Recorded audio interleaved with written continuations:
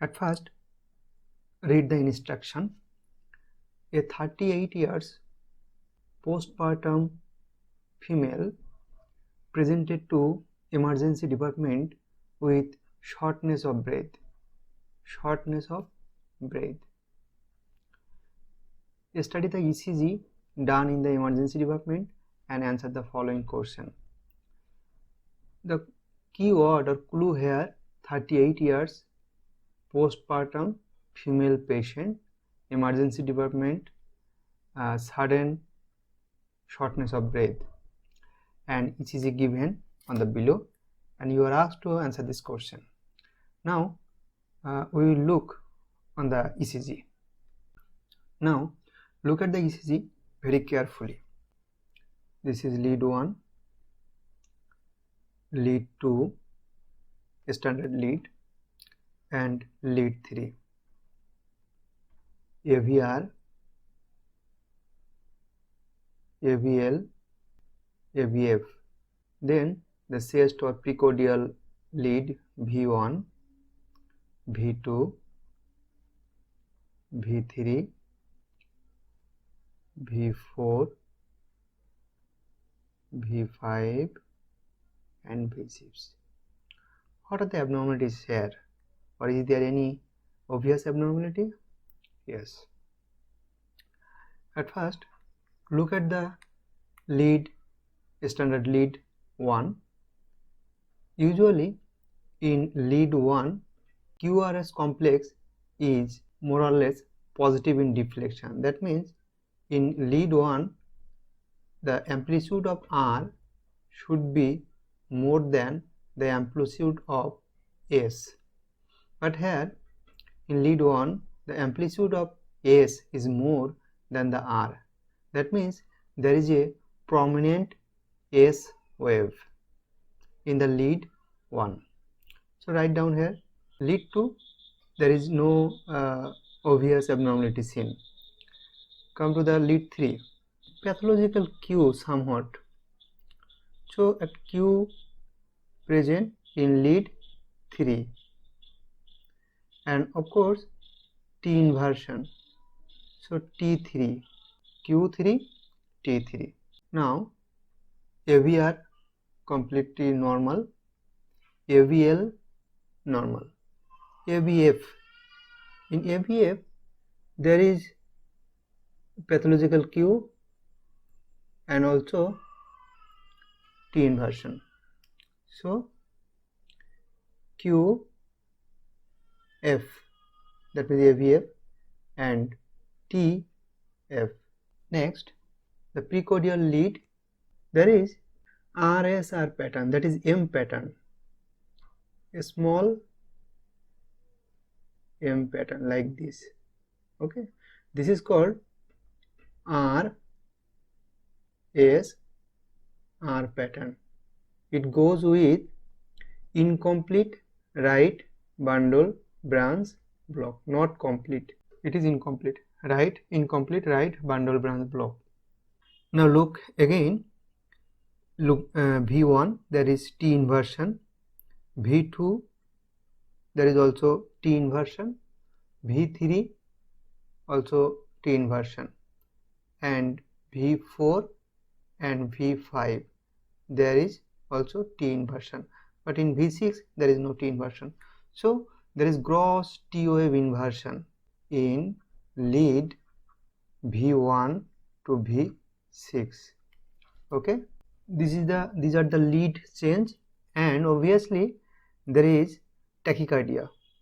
Rate is more than 100, 110 or 15 should be 115 beat per minute, and there is a P wave present, lead to P wave present.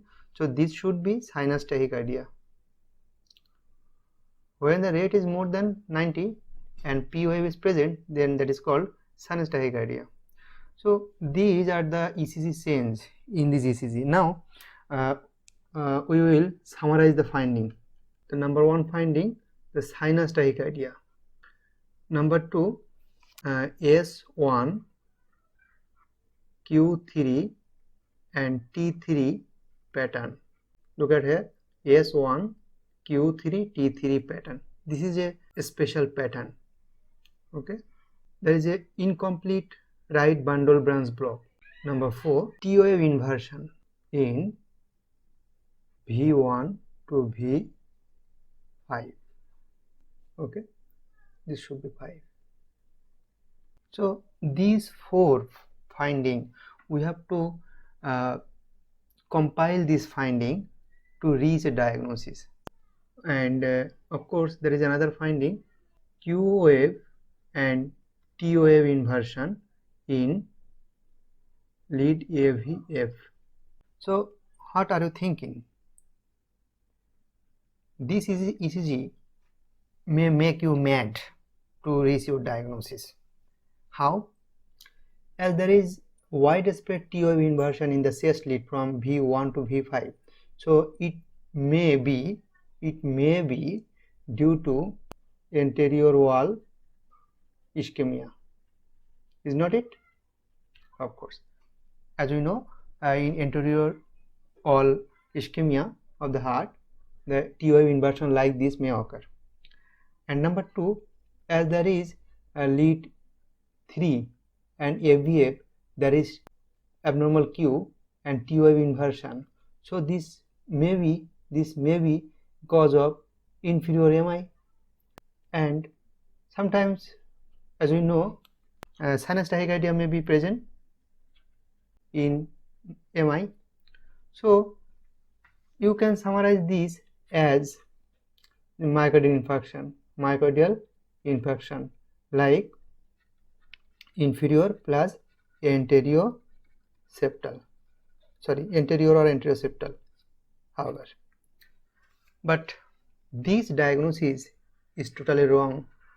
I repeat again, this diagnosis is totally wrong. If you make the diagnosis from the ECG like this diagnosis will be wrong. How and why? As because there is a specific S1 Q3 T3 pattern, and this special pattern goes only with pulmonary embolism. In pulmonary embolism scenario given 38 years postpartum woman, that means the woman patient itself risk factor, postpartum, that means it is surgery after pregnancy, and shortness of breath, sudden onset. So this scenario and the ECG, there is S1 Q3 T3 pattern.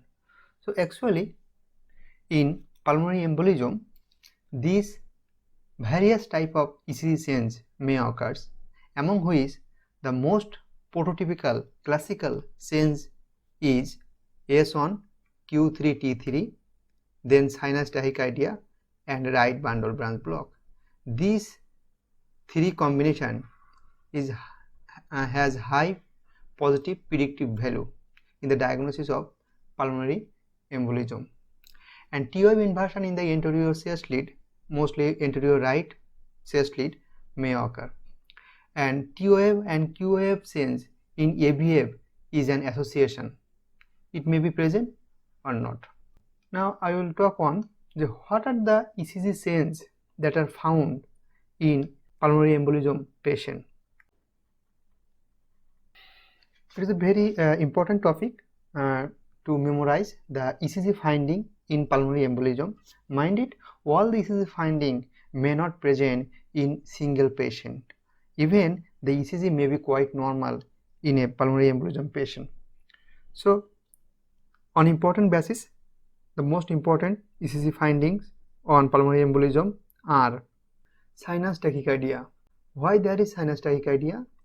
As because patient is in distress, physical distress, respiratory distress, so there is high level of catecholamine and serotonin. These catecholamine and serotonin increase the sinus tachycardia. Mind it, in the section of management of patient, though patient present to us with circulatory collapse, but we should not give that patient to inotrope. Inotrope should be avoided in patient with pulmonary embolism, as because this patient already in the maximum level of sinus tachycardia due to high level of catecholamine. And if you give the inotrope to manage the circulatory collapse, the patient will be collapsed.